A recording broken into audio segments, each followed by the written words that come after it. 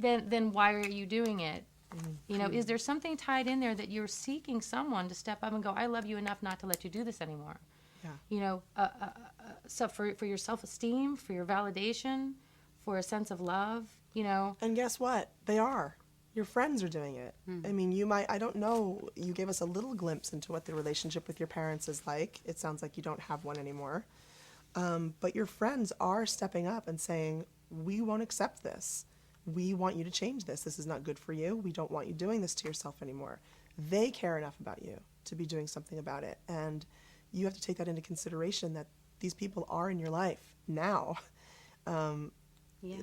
They're leaving because they can't tolerate what you're doing to yourself. And they do care about you, and they do want to help. And they are trying to do something about it. You are seen. You are heard. Evidently. I mean, we got your letter. We read it. Yes. We see you. We hear you. And we can relate to you. So the question is now, how do you want to, what do you want to do about it? This is your problem, right? Or not.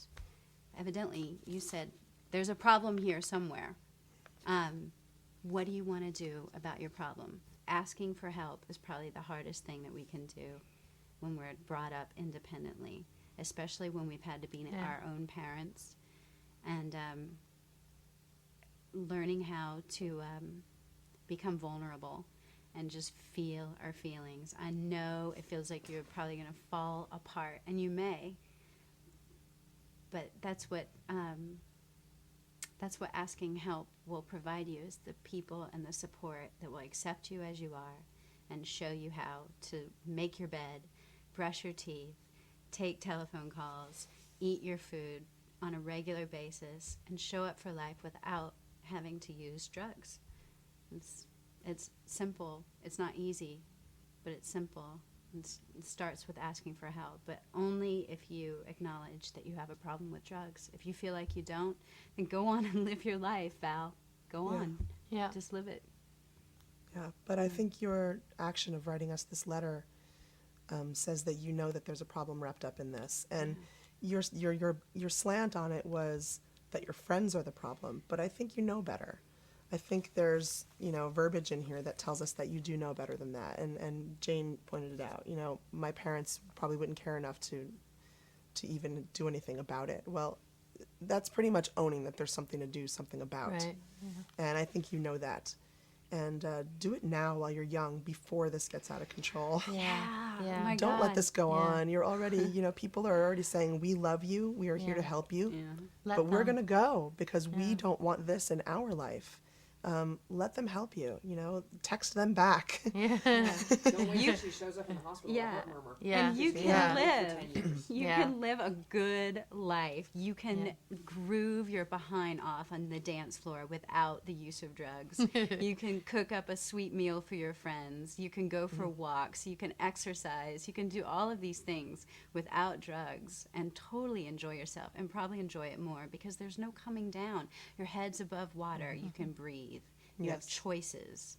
But if you let yourself get caught up in that nasty, nasty disease, man, it takes our freedom away. It I'll does. tell ya. You know what else it takes away, big time, is it's definitely a buffer between us and our feelings. Yeah. Yeah. Oh, And yeah. Oh, yeah. So the first thing you lose is the relationship to yourself, because everything we do is guided by what we're feeling. And I'm always talking about becoming aware of what you're feeling, or it's going to drive the bus for you.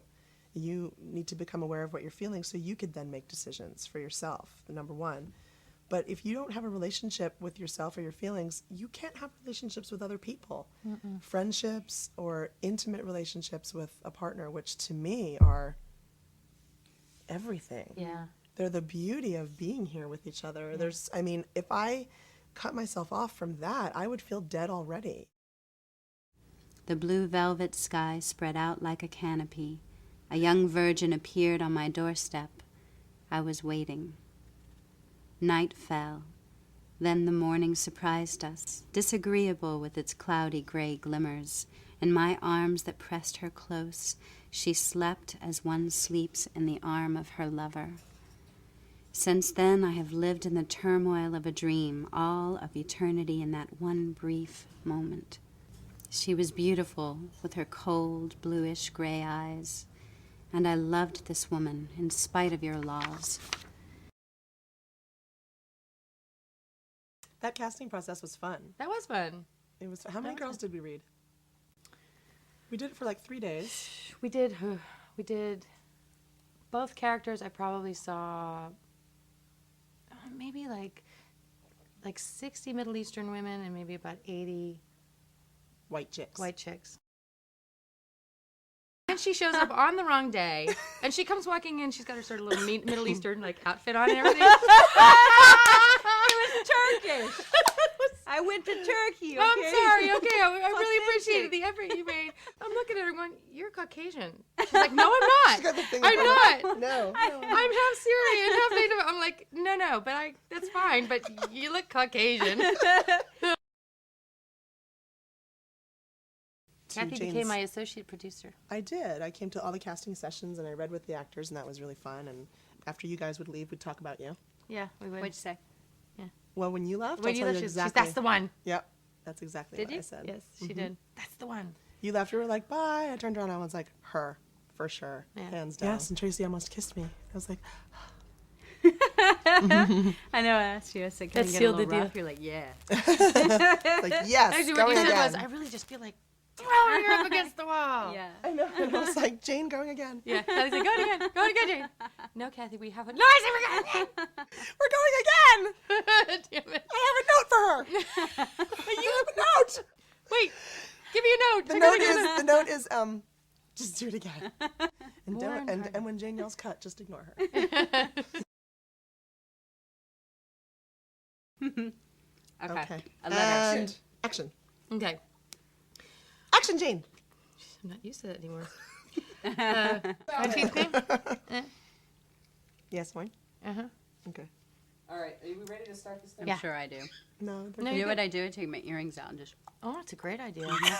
it works. Yes, you it's clean really your good. teeth with your I earrings? totally do. And then you stick it back in the hole. I do. I think that might have a you little have- bacterial problem, but, No. but okay, Do you whatever. ever have earlobe infections? No, I really don't.